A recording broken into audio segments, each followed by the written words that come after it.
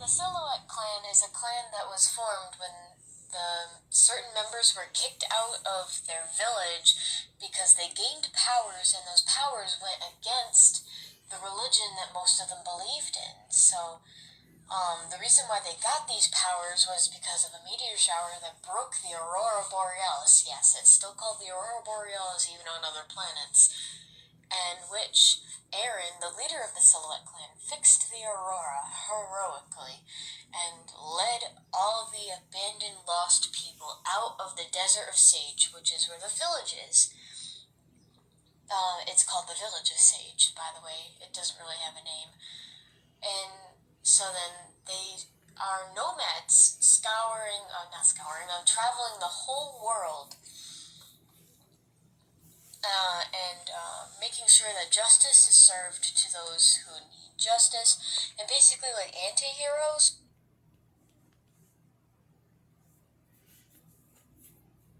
Most of them reside in the island of Silhouette, which is an island next to Lunalania.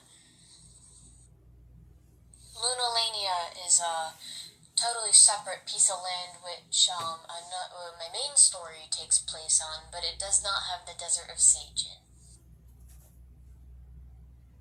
The clan members that scour the world and travel to fight for justice, going by order of rank, and when they join the Silhouette clan, Aaron, the leader, Whisper, second in command, Chase, third in command, Aqua, fourth. Those make up the four main characters, and then the secondary characters follow: the Shadowbender, Synth, Sweet Mania. Sweet Mania is the leader of the secondary characters. And then kind of the background character fighters: Bombcat, Sideburster, Bow, Blackfire, Dungeon, Storm, Nickel, Starkle, and Tintin, and 17 hasn't been named yet.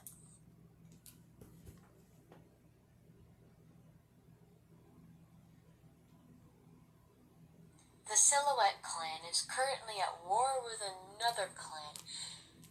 The reason why they're fighting is because the Dead Man's Blessing, which is the name of the second clan, is trying to contact their homeworld after being stuck on Lavender via on DB Fae. They discovered the Silhouette clan, and the Silhouette clan was an evolved version of the Dead Man's Blessing members. We'll get to the evolved part later, because that's really difficult to explain. And so they saw the Silhouette clan as abominations and were to eradicate them, but needed Homeworld's help because of the powers that these characters hold. There are 5 main religions. One religion believes in a supreme being that created Lunalania, which is an island on Lavender V and DB Fae. There's a religion that spirits live on Lavender V and DB Fae and control the whole planet. There's a religion where the planet is alive and living and is an actual living thing, and that it has the power to evolve things at light speed. So if an animal species is dying out, it can replenish itself by suddenly, let's say, growing fish feet. Or not fish feet, you know what I mean, fins. So it can go in the water to find a better food source, or grow wings within a generation and fly. And that is what makes the Silhouette clan so different from Dead Man's Blessing, is they're the same species, they just evolve differently. The cultures are very different. Let's see. Depending on if you live in the city or if you live in a desert, it's very different. Some people hunt a species called eglomorphs for sport. There's so many different kinds of eglomorphs, I can't name them all. The cultures, if you live in the city, you're generally spoiled, and you eat so much food that you can't taste it all, so you barf it up so that you could eat more because you have room in your stomach. But if you live in the desert, you want to savor all your food because you don't know when you're going to eat again. But if you live in a mutual city like Roseanne, spelled Rosan, you are pretty like suburban and pretty well-mannered and quiet and peaceful, but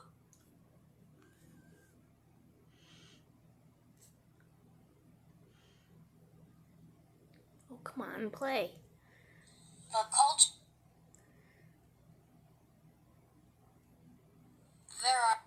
There are five main.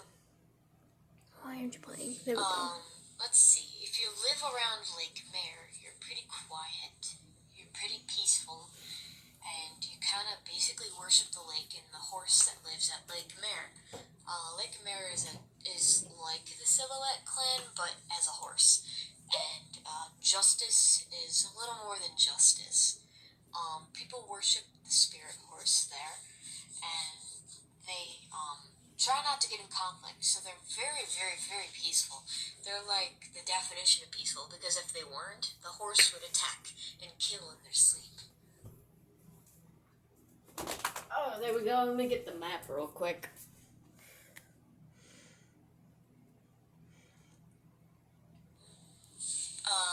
Let's see. If you live around Lake Mare, you're pretty quiet. You're pretty peaceful, and you kind of basically worship the lake and the horse that lives at Lake Mare. Lake Mare is like the Silhouette clan, but as a horse. And Justice is a little more than justice. People worship the spirit horse there, and they try not to get in conflict. So they're very, very, very peaceful. They're like the definition of peaceful, because if they weren't, the horse would attack and kill in their sleep. Were you trying to spell Eglomorph? My friend spelled Egglomorph as Eglanorph. I'm like, no, it's Egglomorph. Here we go. Let me think. This world is pretty advanced. It's like Earth, where Japan is the most advanced city. Where Japan's not a city. Ignore me. Where It's a country. There are third world countries, and there's actually an island where people use bows and arrows and haven't discovered fire yet. It's kind of like Lavender Beyond DB is like Earth in that way, where the big cities are super advanced, super rich, super populated, whilst there are vast deserts and that our people are struggling to survive in. But like the world is like a Minecraft biome. Basically, there are biomes next to each other. There's like a rainforest next to a desert. So I mean, if you plan your civilization correctly, you can live Peacefully, but it cut me off. I mean, it's not really like Asian or European influenced. I tried to create a whole new flavor overall without any basis or inspiration. But I did base it off of like a lot of spiritual stuff and a lot of what felt right. That's what I based all of Lavender Beyond DBFA off of, which is Lavender Beyond DBFA is a planet that everything lives on. I haven't really worked on the political side yet, since I'm not really big on politics, but I'll let you know. The bigger the city, usually the worse the tyrant is, but but a small city that is controlled by the people doesn't have a tyrant, which they are more durable than the larger cities. The larger cities are rather fragile, while the smaller ones are the ones that endure over time. And now I'm going to give you a little history lesson.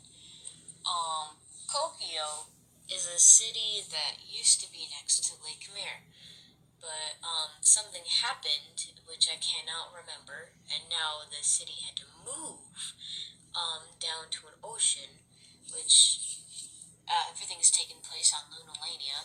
So they had to move all the way across the island to rebuild a city, which is now Roseanne. So Kokyo is Roseanne. Some history. Thunes are a civilization of kleptomaniacs, And one day they stole towers that were also called Thunes. That's why they're called Thunes, is because they stole a tower, two towers of Thunes, and they built a whole city around the Thunes.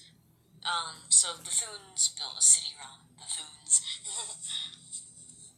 The Silhouette Clan did not like that because they stole the Thunes, and so the Silhouette Clan poisoned their borders so no one can get in and out of the city, so they kind of just starved to death in the Thunes, and to this day no one can get in or out, so it's a dead wasteland.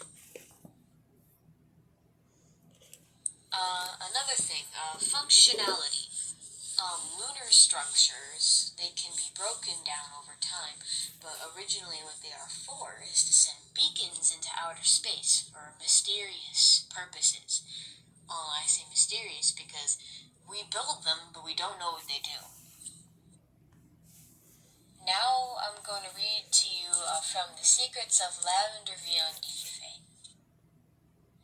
Lavender Beyond DBFA, the planet that was once a dead wasteland, and then everything changed when a warp in space opened up and released a magical beam of golden light directly into the dead heart, crystallizing all sides of the planet into all sand into the planet into giant quartz crystals.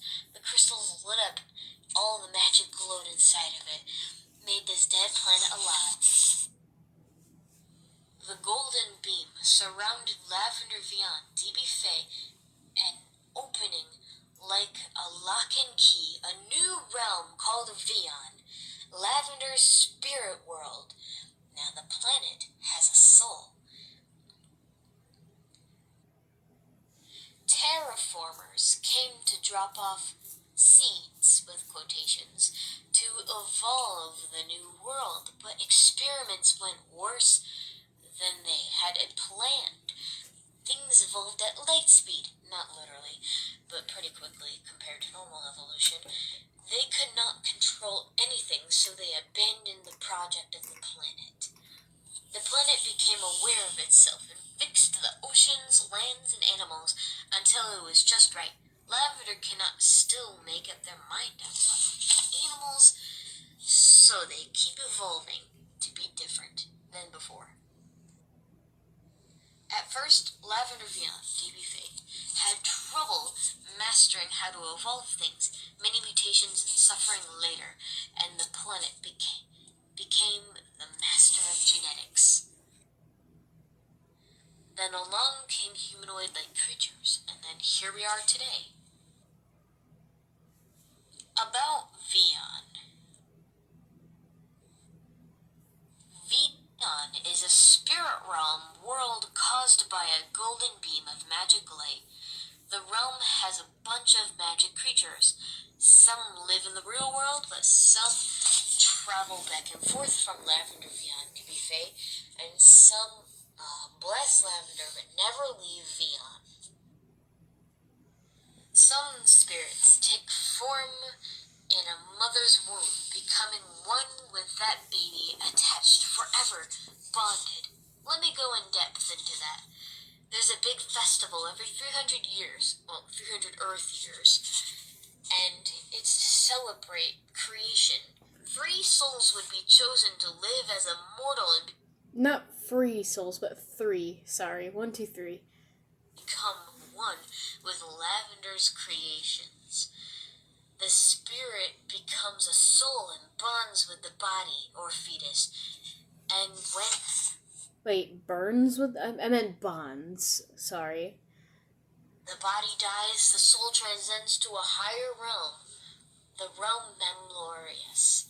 Memlorius is also an island on Lavender as well. It was named by a transcendent soul that came back as a deer eagle. Lake Mare. Lake Mare is at the island of Lunalania. It's named Lake Mare because a spirit lives there. It's a horse, a majesty, a justice lord. She's a stubborn, gentle, fierce murderous, patient, and loving spirit. Let me explain. Yeah, we're gonna need a lot of explanations. Mare is named Uga. That's her name. She was sad that everyone hated each other on Lavender. Enraged, she galloped down from her home of Vion and made an entire chunk of land peaceful by killing anyone who dare fight on her land. Spirits don't usually take land, but when they do, it's for a reason, and a good one. Barbrook owns Ainpool, a volcano, fierce, and that created the island of Silhouette from a pillar of lava that shot across the old island. Zinka owns Frophis, a frozen wasteland.